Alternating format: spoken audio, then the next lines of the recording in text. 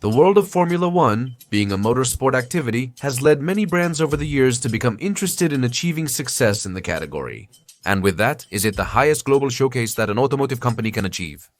We have great success stories in Formula One, like Mercedes or Ferrari, but just as there are some brands that have managed to reach Formula One, to be successful and have extensive careers. Within this difficult world, there have also been brands that bet big and fail spectacularly. And that's exactly what today's video will be about, remembering some brands that thought Formula One would be an easy sport to conquer, or that money alone would be enough to achieve it.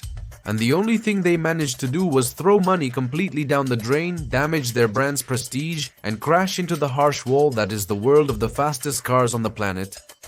So, ladies and gentlemen, welcome to this video about 3 automotive brands that failed in Formula One.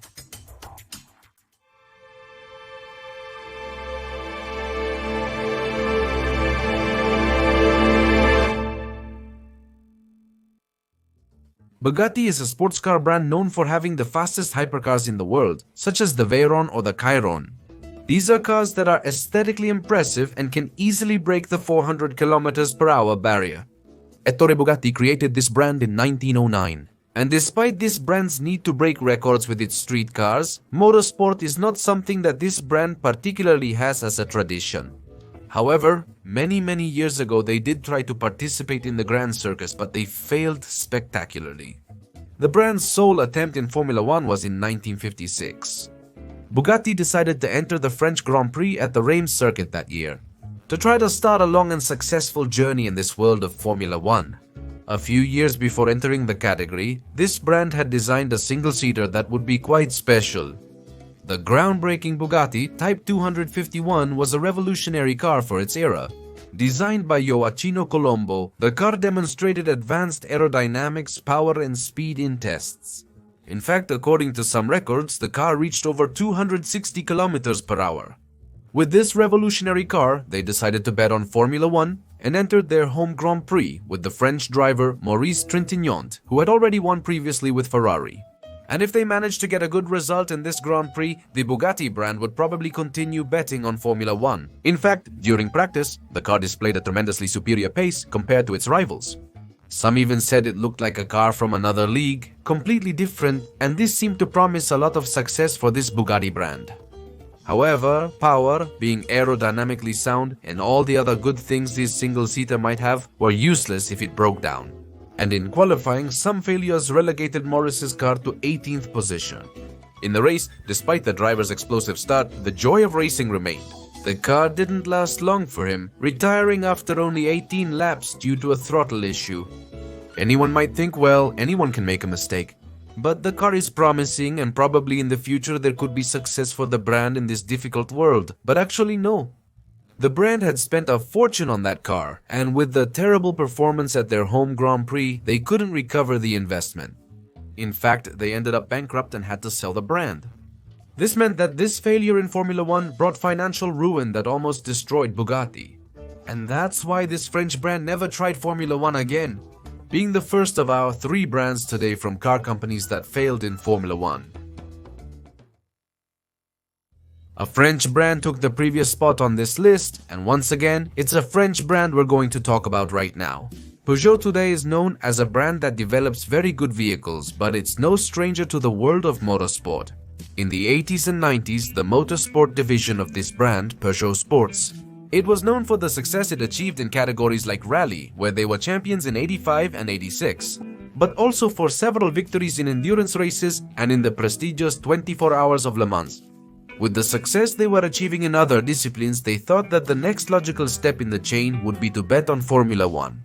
In theory, it shouldn't be a crazy move, since in Le Mans, their cars used an engine that, with some adjustments, could be transformed into a Formula One engine, so they decided to adapt it and make the engine available, if there was any kind of client interested in acquiring their services. And for 1994, McLaren, a highly successful and prestigious Formula One team, was searching for a new engine after ending their partnership with Ford.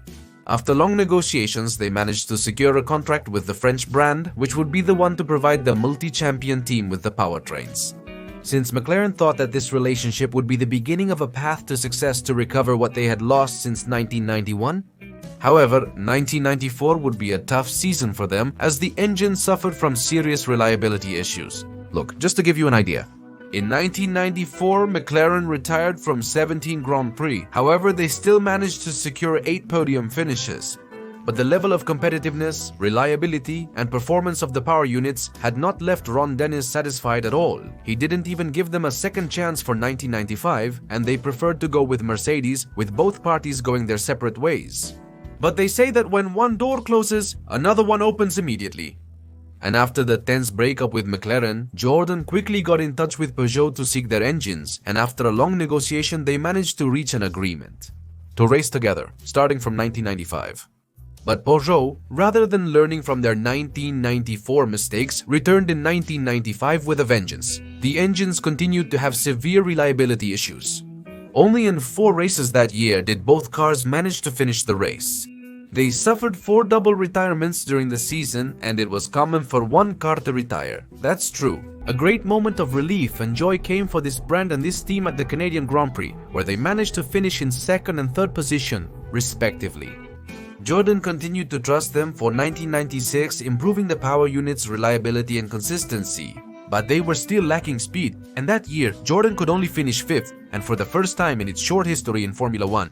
Peugeot couldn't score a single podium, and that 1996-1997 would come next, which looked like a better opportunity for this duo, Jordan and Peugeot, to achieve the success they had been searching for so much. For this season, the French would develop their A14 B10 engine, which was a significantly more powerful power unit. In fact, it became one of the fastest engines on the grid. But guess what? Reliability was still bad. They secured multiple podium finishes, but the team's cherished first victory remained elusive. Jordan remained in 5th in the constructors' standings, and after 3 years, significant improvement seemed unlikely. Therefore, Jordan preferred to go their separate ways and wanted his team to be powered by the engines, Mugen Honda or keep betting on the French engine. At this point, the only option left for Peugeot to stay in Formula 1 was to team up with another French team, which in this case was Prost Grand Prix, the team of 4-time world champion Alain Prost. A team that was precisely leaving the Mugen Honda engines and signing with Peugeot seemed like a very good option. A French engine supplier allied with a French team whose leader was the greatest star France has ever had in Formula 1. You might think that a partnership like that doesn't have much chance of failing, but spoiler alert, everything goes terribly wrong. The relationship between the two was disastrous. Not only was the Peugeot engine still as reliable as -1, but Prost's cars had drastically lost speed. And throughout the season, they managed to score a miserable point in 1998, suffering multiple retirements due to reliability in 1999. It turned out to be a small step forward, where Peugeot had improved in some areas, but the progress was very modest. They only scored 9 points all year, but did secure 2nd place at the European Grand Prix at Nürburgring circuit. But the year 2000 was the disaster that led to the end of Peugeot in Formula 1. 22 retirements throughout the year, the worst year in terms of reliability. They had little pace, little speed, and this led to Prost and Peugeot not scoring a single point throughout the entire season. A real embarrassment and a pathetic display like that of this team. In 2000, they forced Peugeot to admit defeat. And in a press conference, the director of Peugeot announced that due to a lack of results and money, the brand was going to withdraw from Formula 1. Also leaving a clear message that it was a definitive retirement from the category, arguing that the enormous levels of investment required were not justified by the benefits and that they believed they would never return to the category, thus leaving this story as one of the greatest failures in the history of a constructor in Formula Y, another spot on this list of automotive brands that failed in Formula 1. The last story in this video is one that is particularly painful for me. I'll be honest, I'm going to tell you about my all-time favorite car brand. And if this channel isn't called Skyline Racing, it's simply because, well, it just doesn't sound good at all. Lamborghini Automobili is a brand that was born in the 1960s as a result of a dispute between Enzo Ferrari and Ferruccio Elio Arturo Lamborghini. May God have them in his holy glory. A beautiful brand that has designed beasts of cars like the Diablo, the Miura, the Countach, the Murcielago, and my personal favorite, the Lamborghini Aventador. Despite the wide range of supercars from this Italian brand, the reality is that motorsport has never been a priority for them. They've never needed that global showcase, but that doesn't mean they haven't tried to be part of the Formula 1 world at some point. And to begin this tragic and heartbreaking story that squeezes my heart, we'll have to go back to 1989. In that year, turbo engines had been banned and all manufacturers had to adapt to this new regulation when building their power units. Lamborghini saw a prime opportunity to enter the category, and for that, together with Mauro Forghieri, they designed a V12 3.5-liter engine which they named LE 3512. And the team that would use the first Lamborghini engines in Formula 1 would be the Larousse outfit in 1989. The problem is that this team was quite modest and Lamborghini powered Larousse for 2 years. The best result achieved by this team would be a third place at the 1990 Japanese Grand Prix. The engine they had was powerful, but they suffered a lot with reliability issues. In the 1990 season, they supplied engines to the legendary Lotus team, but faced the same situation with them. Little reliability and few notable results. However, things would start to get a little worse from 1991 onwards. Prior to this season, a Mexican businessman named Fernandez Gomez Luna intended to create a Mexican Formula 1 team powered by Lamborghini, where they would design the single-seater to compete. Lamborghini, at first, accepted these terms and would start building that chassis for this Mexican team, which was originally going to be called Glass, which stood for Gonzalez Luna and Associates.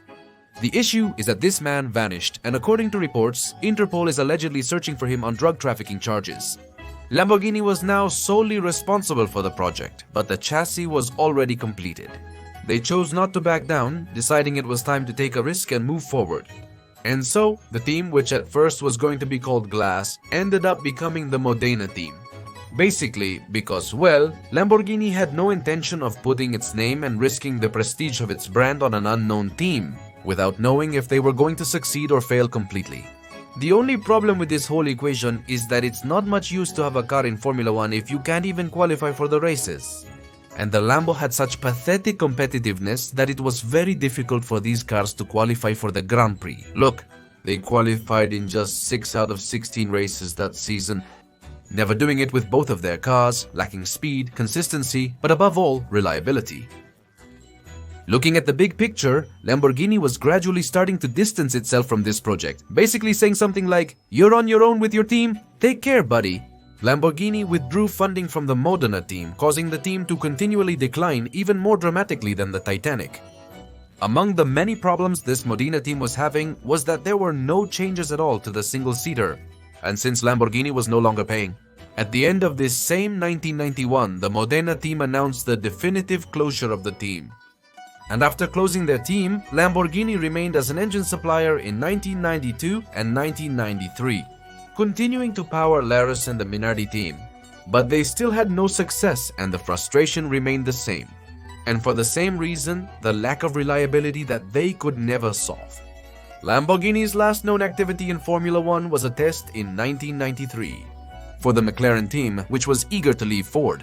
In this test, they installed the engine in a McLaren car driven by Ayrton Senna, where surprisingly, Senna was quite pleased with the power unit. He went on to say that yes, they would struggle with reliability, but they would be much faster than with Ford. Despite the test and Ayrton Senna's initial approval, McLaren still gave them a very tough time. But ultimately, we chose Peugeot, linking this story to the last one. But basically, Ron Dennis claimed that with the French brand, it was better to make a deal, since commercially speaking, this would give them a lot of stability. Oh, sorry, but well, in the end, with this decision, Lamborghini would say enough. Would they withdraw from Formula 1? To this day, the Italian brand still denies any entry into Formula 1. Although I have to admit, a bit of hope has been born in many with Lamborghini's entry into the World Endurance Championship. And well, let me be optimistic and let me be a dreamer. But maybe if they manage to succeed, at some point in their life they might consider looking at Formula 1. But as long as that doesn't happen, it will remain in memory that in the only attempt this legendary brand made in Formula 1, they failed spectacularly. Being the last brand on this list of car companies that failed in the world of Formula 1. Ladies and gentlemen, with that, we finish today's short video. But this is where I ask you, what other brands failed in Formula 1? Would you like us to talk about this in a second part of the video? Did you know any of the stories of the brands that appeared in this one? Would you have preferred to see Peugeot, Bugatti, and Lamborghini achieve greater success in Formula 1? Let me know all your opinions in the comments section. Without further ado, I'll say goodbye, but not before reminding you to give this video a thumbs up if you liked it. Subscribe to this channel, turn on notifications for new video alerts, and share it with your friends. Follow us on our Instagram and Twitter accounts. Links are in the video description. I'm Uncle Skyline, and I'll see you for more content here on your Skyline Racing channel.